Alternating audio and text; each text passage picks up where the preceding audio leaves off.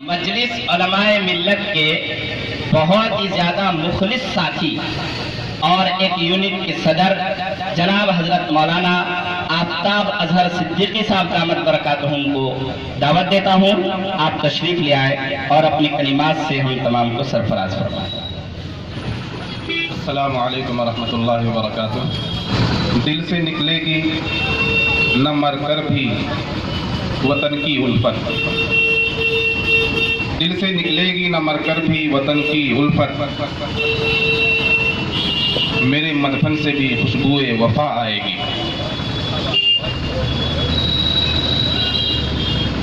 इस शेर के साथ मैं अपनी गुफ्तगू का आगाज़ करता हूँ और मजलिस उलमाए मिल्लत ज़िला किशनगंज के तमाम अरकान की जानिब से अपनी पार्टी राष्ट्रीय उलमा कौंसिल की जानिब से हिंदुस्तान की सरहद पर अपनी जानों का नजराना पेश करने वाले देश के बहादुर फौजी नौजवानों के लिए दिल की अथाह गहराई से श्रद्धांजलि पेश करता हूं। आप सभी हजरात को मालूम होगा कि अभी अभी हमारा मुल्क हिंदुस्तान कई परिस्थितियों से होकर गुजरा है। कोरोना वायरस के खतरे से पहले एनआरसी और सीए के खतरात से हम जूझ रहे थे। कोरोना वायरस के खतरे ने हमारे सरों पर जो ही अपना काला साया डाला, उसके बाद देर ही से सही देश भर में लॉकडाउन का ऐलान हुआ और लॉकडाउन इस तरह से अचानक और बगैर तैयारी के हो गया कि लाखों करोड़ों हिंदुस्तान में रहने वाले अफराद सरकार के इस फैसले से भी परेशान हुए।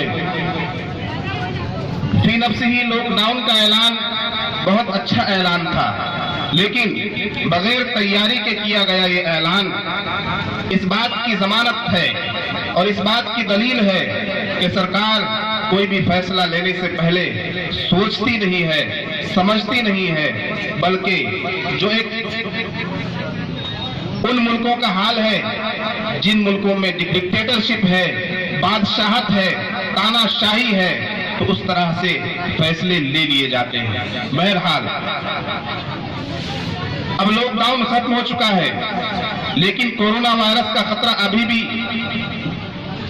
हमारे देश और पूरी दुनिया में मौजूद है। एहतियाती तदाबीर इख्तियार करने की जरूरत है, लेकिन मैं आपको बता दूं कि कोरोना वायरस के खतरे से बचने के लिए जितनी तदाबीर हम इख्तियार कर सकते हैं करें, उससे ज्यादा हमारे समाज में, हमारे माहौल में, हमारे मुल्क में जो दूसरे वायरस पनप रहे हैं उन वायरस की भी खबरगिरी करने की जरूरत है और उन वायरस से भी निपटने की जरूरत है। जैसा कि मीडिया वायरस ने इस देश के अंदर नफरत का वो जहर घोला है कि कोरोना वायरस से अगर कोई शख्स मुतासिर होता है तो जब तक उसके संपर्क में कोई दूसरा व्यक्ति नहीं आता उस वक्त तक वो वायरस उसको नहीं लग सकता। लेकिन मीडिया वायरस एक ऐसा वायरस है कि एक बार की यकलख्त ये हजारों अफराद को मुतासिर कर देता है और जो लोग मीडिया वायरस से मुतासिर हो जाएं, उनका शरीर गंदा नहीं होता, उनका जिस्म पलीद नहीं होता, उनका दिलो दिमाग सड़ जाता है और फिर वो बगैर जख्म के सड़कों पर नफरत फैलाते हुए फिरते हैं। फिर वो ऐसे ऐसे जराइम में मुर्तकिब हो जाते हैं जिससे देश की भी बदनामी होती है और देश की एकता, अखंडता, इत्तिहाद और इत्तिफाक के लिए भी वो खतरा साबित होते हैं। तो इसलिए मीडिया वायरस से भी बचने की जरूरत है। हमारे देश के बहादुर नौजवान इस देश की सरहद पर हलाक हुए, उन्होंने अपनी जान गंवा दी। उनके घर वालों से जाकर पूछा जाए कि वो किस तकलीफ में हैं, उन्हें कैसा महसूस हो रहा है। दूसरी तरफ आपके देश का ये मीडिया वायरस, जिसे सरकार ने अपनी कठपुतली के तौर पर इस्तेमाल करना शुरू कर दिया है, ये मीडिया वायरस ये आवाज उठाता है कि अगर फौजी नौजवान सरहद पर हलाक हो रहे हैं तो इसमें गलती सरकार की नहीं है बल्कि फौजियों की गलती है, जवाबदेही फौजियों की है, फौजियों की जिम्मेदारी है। ये मीडिया वायरस है जो आपके जहनों को बदल रहा है, जो आपके जहनों में जहर घोल रहा है। हमारी सरहद पर हमारे फौज और फौज के नौजवान अगर शहीद होते हैं, अगर मरते हैं, अगर उन्हें दूसरे मुल्क की फौज आकर टच भी करती है तो इसकी जवाबदेही इस देश की सरकार और इस देश की कुर्सियों पर बैठे हुए लोगों की जवाबदेही है। वो आए और सामने आकर जवाब दे कि दूसरे मुल्क के फौज की, दूसरे मुल्क के आदमी की ये कैसे हिम्मत हुई कि उसने तुम्हारे मुल्क की फौज पर हाथ उठाया। ये जवाबदेही सरकार की है। अपने देश की सरकार पर हम सवाल खड़े कर रहे हैं कि तुम आखिर किस ख्वाबे गफलत में हो? तुम्हारे वो लंबे चौड़े दावे कहां चले गए? कल तो तुम ही चिल्ला चिल्ला कर कहते थे कि देश अगर हमारी मुट्ठी में आ जाएगा तो किसी की मजाल नहीं होगी जो हमारे देश की तरफ आंखें उठाकर देख सके। लेकिन आज क्या वजह है कि तुम्हारे देश के अंदर कई कई किलोमीटर दूर तक आकर दूसरे मुल्क का फौजी कब्जा कर लेता है, दूसरा मुल्क आकर तुम्हारे मुल्क पर कब्जा जमा लेता है और जवाब देने के लिए तुम्हारे पास कोई लफ्ज तक नहीं है, बल्कि तुम्हारा एक बयान आता है कि चीन इस बारे में कोई जिम्मेदारी नहीं है और चीन ने हमारे देश में कोई कब्जा नहीं किया है। कहां तक झूठ बोलोगे? एक बात मैं आपको बता दूं कि लोग आजकल चाइना बायकॉट कर रहे हैं, चाइनीज प्रोडक्ट का क्या कर रहे हैं? बायकॉट कर रहे हैं। बहुत अच्छी बात है, लेकिन बॉयकॉट का ये तरीका कि मैंने जो चाइनीज मोबाइल खरीदा था, मैंने जो चाइनीज लैपटॉप खरीदा था, मैंने जो चाइना का बल्ब और ट्यूबलाइट खरीदी, मैं उसको सड़क पर ले जाकर तोड़ दूं, ये सिवाय बेवकूफी के और कुछ नहीं है। मैंने जो माल चाइना का खरीद लिया उसके पैसे तो चाइना पहुंच गए, अब उस माल को जाया करने से कोई फायदा नहीं होने वाला है। ऐ चाइनीज का बायकॉट करने वालों, ऐ चाइनीज प्रोडक्ट का बायकॉट करने वालों, ऐ भक्तों जरा सुनो और कान खोल कर सुनो, दिमाग के पर्दे खोल कर सुनो। अक्ल पर तुम्हारी मातम किया जाना चाहिए। मैं तुम्हें ये बता देना चाहता हूं कि अगर तुम चाइनीज प्रोडक्ट का बायकॉट करना चाहती हो तो अपनी सरकार को, बीजेपी सरकार को, हुकूमत हिंद को, मोदी और अमित शाह को इस बात पर आमादा करो, इस बात पर तैयार करो कि वो चाइनीज कंपनियों से प्रोडक्ट लेना बंद कर दे। एक तरफ हमारी सरकार चाइना को बड़े बड़े ट्रेंड देती है, एक तरफ हमारी सरकार चाइना से बड़े बड़े मामलात करती है, सौदागरी करती है, तिजारत करती है, चाइना से सौदाबाजियां होती है। अंधेरे बंद कमरे के अंदर ये बातें चलती हैं, करोड़ों का बाजार अंदर खाने चल रहा है। यहाँ हमारी सरकार चाइना को बुलाकर यहाँ हिंदुस्तान में ठेका दे, चाइना को बुलाकर यहाँ सामान बिकवाए और आम आदमी को कह दिया जाए कि चाइना का बायकॉट करो।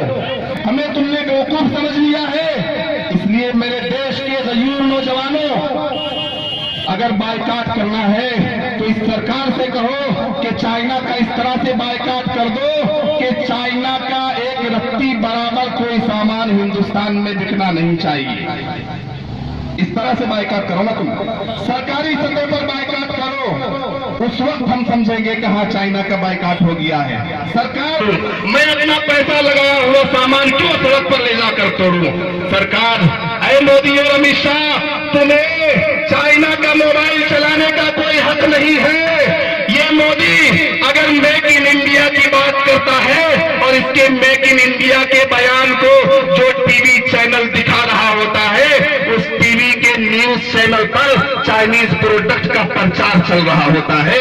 इस तरह से मेक इन इंडिया नहीं चलेगा मेरे दोस्तों। मेक इन इंडिया अगर तुमको करना है तो जिस टीवी चैनल पर तुम्हारा भाषण दिखाया जा रहा है उस टीवी चैनल से कह दो कि चाइनीज कंपनी का प्रचार करना बंद कर दे, चाइनीज कंपनी से एडवर्टाइज लेना बंद कर दे। तुम ये फैसला कर लो कि चाइना का कोई माल हिंदुस्तान नहीं आएगा और हिंदुस्तान का कोई माल चाइना नहीं जाएगा, तभी चाइना का बाइकाट हो सकता है।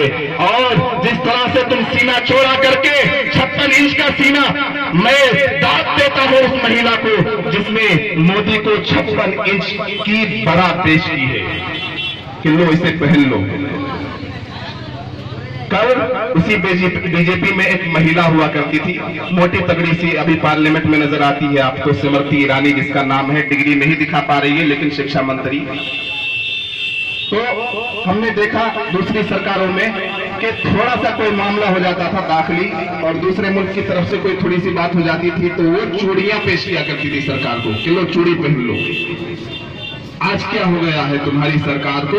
आज तुम्हारी बोलती क्यों बंद हो गई है? अरे अगर तुम ये कहते हो कि इस देश के मुसलमानों को यहाँ शहरियत दिखाने के लिए सबूत पेश करना होगा तो मैं राष्ट्रीय उलमा कौंसिल का एक सिपाही ये ऐलान करता हूँ तमाम मुसलमानों की तरफ से कि हमारे फौजी हलाक हुए हैं, हमें इस बात का अफसोस है।